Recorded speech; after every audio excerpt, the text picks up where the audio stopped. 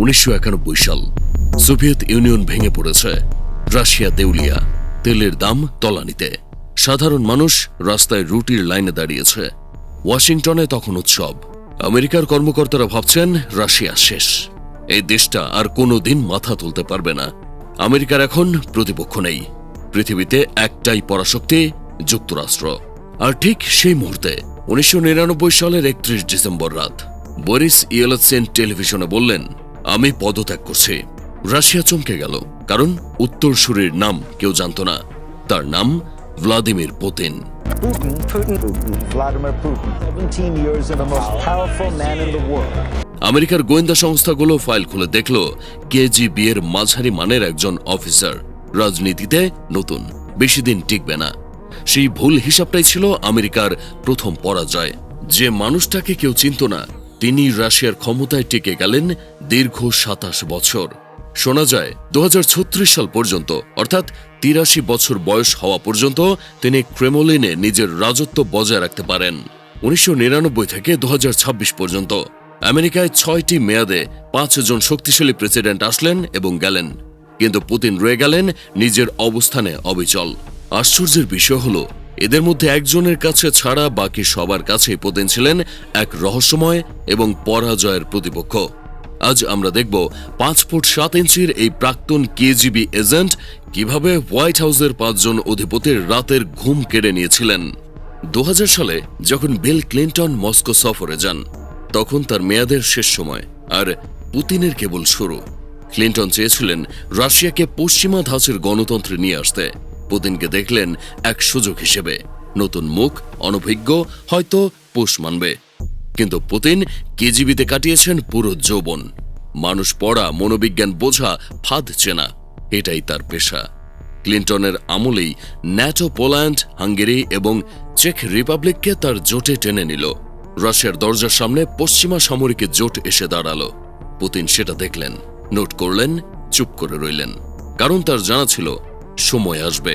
2001 সালের September twin tower ধ্বংস হওয়ার পর বিশ্ব নেতাদের মধ্যে সবার আগে ফোন করলেন পুতিন। পুতিন শুধু সমবেদনা জানালেন না, আফগানিস্তান অভিযানে মধ্য এশিয়ার ঘাঁটি ব্যবহারের সুবিধা দিলেন, গোয়েন্দা তথ্য শেয়ার করলেন। বুশ মনে করলেন পুতিন বন্ধু হয়ে গেছেন, কিন্তু পুতিন আসলে একটি হিসাব করছিলেন। যদি আমেরিকা আফগানিস্তানে ব্যস্ত থাকে, তাহলে রাশিয়ার দিকে তাকানোর সময় পাবে না। চেচনিয়ায় রাশিয়া নিজের কাজ সেরে নিতে পারবে। হিসাব মিলে গেল। 9/11 পরবর্তী সময়ে চেচনিয়ায় রাশিয়ার সামরিক অভিযানের সমালোচনা আমেরিকা অনেকটাই কমিয়ে দিল, কারণ বুশ তখন পুতিনকে সন্ত্রাস বিরোধী যুদ্ধের মিত্র হিসেবে দেখছেন। কিন্তু 2003 সালে বুশ ইরাক আক্রমণ করলেন জাতিসংঘের অনুমোদন ছাড়াই। পুতিন ক্ষুব্ধ হলেন, কারণ তিনি বুঝলেন আমেরিকা আজ ইরাকের সরকার বদলাচ্ছে, কাল হয়তো রাশিয়ার কোনো বন্ধু দেশে হাত দেবে। 2007 সালে মিউনিক নিরাপত্তা সম্মেলনে পুতিন সরকার আমেরিকাকে চ্যালেঞ্জ ছুড়লেন, বললেন একটিমাত্র দেশ পুরো বিশ্বকে নিয়ন্ত্রণ করতে পারে না, এই একপোলার বিশ্ব ব্যবস্থা টিকবে না। সেটাই ছিল পুতিনের প্রকাশ্য যুদ্ধ ঘোষণা।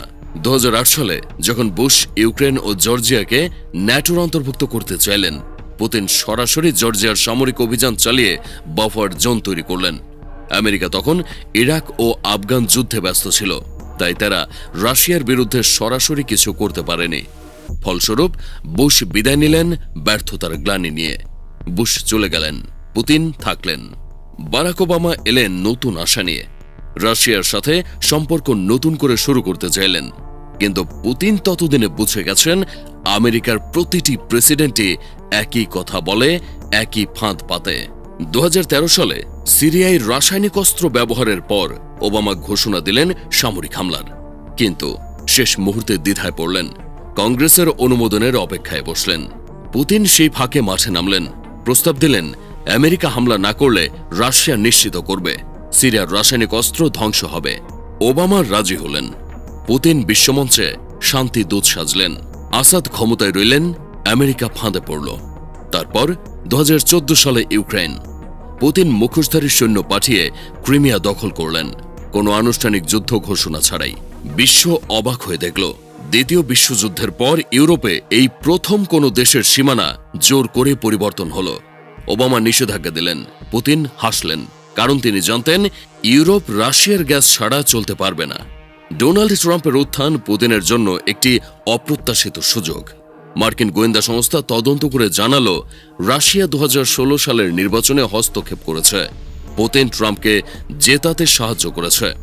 রুশ হ্যাকাররা ডেমোক্রেটিক পার্টির সার্ভার হ্যাক করে তথ্য ফাঁস করেছে। পুতিন একটি বুলেটও ছোড়েননি, অথচ আমেরিকার ভেতরে অবিশ্বাস, বিভাজন এবং বিশৃঙ্খলা তৈরি হয়ে গেল। 2018 সালে হেলসিঙ্কিতে ট্রাম্প পুতিন বৈঠকে সাংবাদিক ট্রাম্পকে জিজ্ঞেস করলেন, আপনার নিজের গোয়েন্দাদের বিশ্বাস করেন নাকি পুতিনকে? ট্রাম্প উত্তর দিলেন, পুতিন বলেছেন রাশিয়া হস্তক্ষেপ করেনি। পুতিন পাশে দাঁড়িয়েছিলেন। আমেরিকার প্রেসিডেন্ট তার নিজের দেশের গোয়েন্দাদের চেয়ে রাশিয়ার প্রেসিডেন্টকে বেশি বিশ্বাস করছেন। এই দৃশ্য পুরো বিশ্ব দেখল। একজন কেজিবি অফিসারের জন্য এটা ছিল জীবনের সেরা অর্জন। ট্রাম্প ন্যাটো জোটকে দুর্বল করলেন, ইউরোপীয় দেশগুলোকে হুমকি দিলেন। পুতিনের সবচেয়ে বড় স্বপ্ন ছিল ন্যাটোর ভেতরে ফাটল ধরানো। ট্রাম্প সেই কাজটা নিজেই করে দিলেন।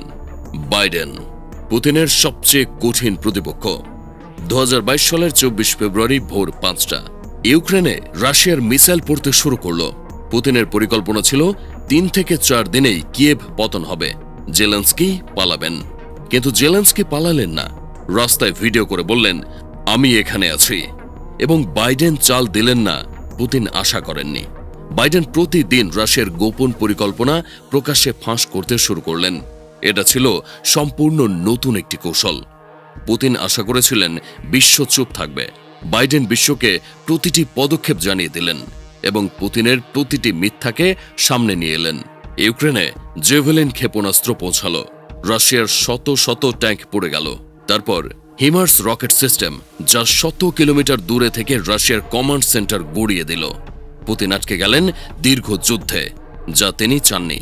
রাশিয়ার $600 বিলিয়ন বিদেশি মুদ্রার রিজার্ভের অর্ধেকেরও বেশি পশ্চিমা ব্যাংকে জমা ছিল।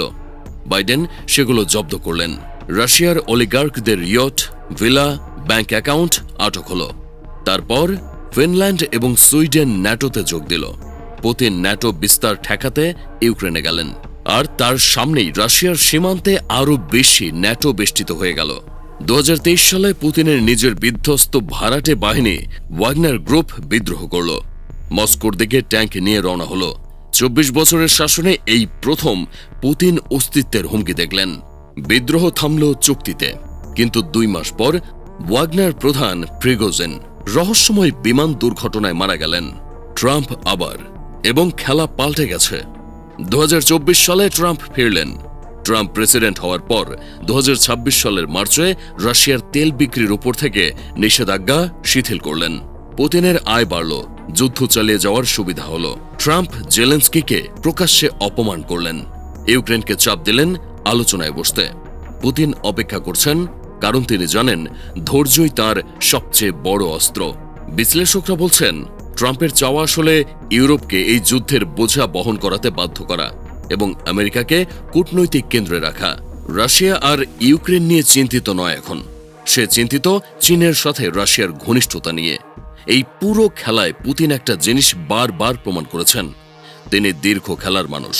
ক্লিন্টন গেছেন, বুশ গেছেন, ওবামা গেছেন, বাইডেন গেছেন, ট্রাম্প 2 বার এসেছেন, পুতিন আছেন।